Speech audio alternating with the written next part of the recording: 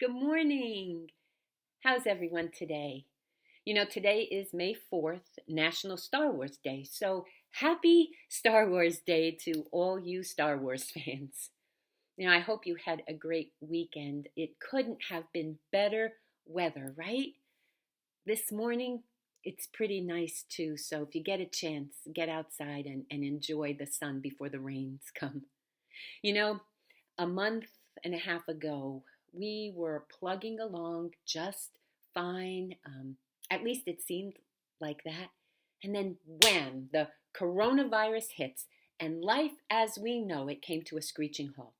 Right now, our world is experiencing a shaking like we have never experienced, and we have no idea when it will end. And what started as a yes, we can do this together has now become an I'm done, I want out, and you can't stop me. And you know what? That shakes me up more than anything else. But I want you to listen to the beginning words of Psalm 46, a psalm written during a time of war and conflict, a time when things were pretty bad. The Living Bible says it this way: God is our refuge and strength, a tested help in times of trouble.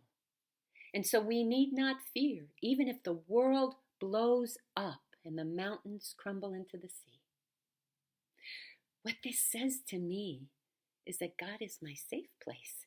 He's my strength, my help, the one who's there when troubles come and surround me, when it feels like this world is blowing up. And because God is our refuge and our help, you and I have nothing to fear, even if nature throws its worst tantrums at us like it is now. That sounds pretty good. It's reassuring, right? How do we do that? How do we not fear this virus and how many people's lives it's affected, from physical disease and death to emotional trauma to financial loss and everything in between? What is the right way to respond? Because right now, I'll admit I'm struggling with people. Well, the answer comes near the end of the psalm.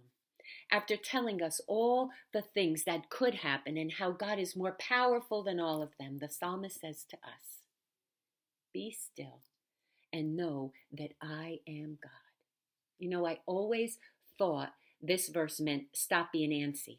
So I had this impression that that's what God was telling us, to just stop and do nothing. Until I discovered the Hebrew text. The more accurate words are to cease striving. In fact, God is commanding them to stop fighting, to open their eyes to who He is, and literally relax from what they are doing. It's about God wanting peace. Peace. And the words are graphic in their metaphors. It means to let go and let your arms down to your side. Now think about how vulnerable you feel when you drop your arms, let go, and relax. You can't fight with your arms down. That's what God is saying. But right now, look around you. How many people feel safe enough to drop their arms to the sides and just relax?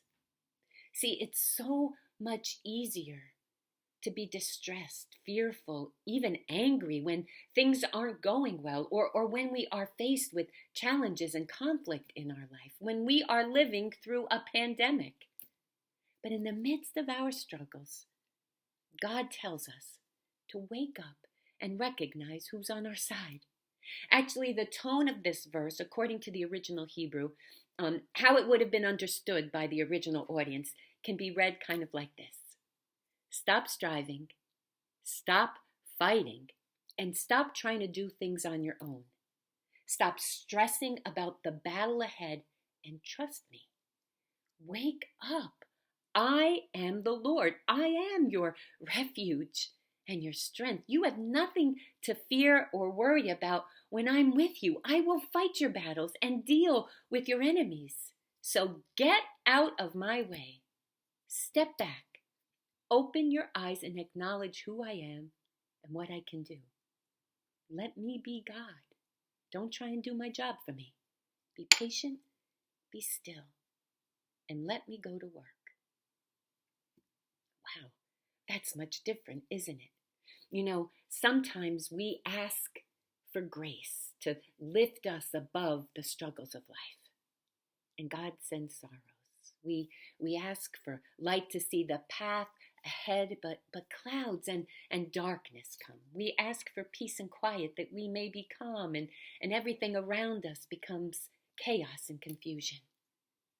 We ask for good health and we get a coronavirus. Why is that? Well, truth is, sometimes God allows trials because He wants these things to drive us to Him, because when we're focused on Him, we learn how to become our better selves.